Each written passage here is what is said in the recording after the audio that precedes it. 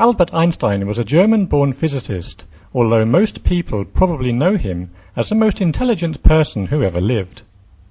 His name has become part of many languages when we want to say someone is a genius, as in the phrase, "She's a real Einstein." He must have been pretty brainy to discover the theory of relativity and the equation E equals mc squared.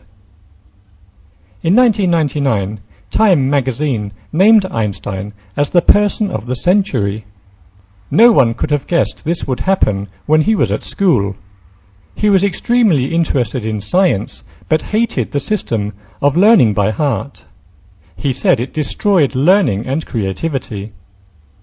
He had already done many experiments, but failed the entrance exams to a technical college.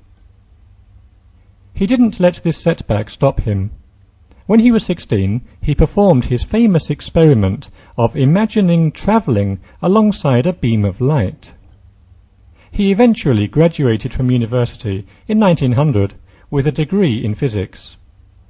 12 years later, he was a university professor, and in 1921 he won the Nobel Prize for Physics. He went on to publish over 300 scientific papers.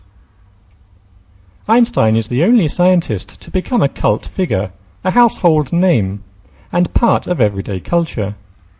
He once joked that when people stopped him in the street, he always replied, "Pardon me? Sorry? Always I am mistaken for Professor Einstein." Today, he is seen as the typical mad, absent-minded professor who just happened to change our world.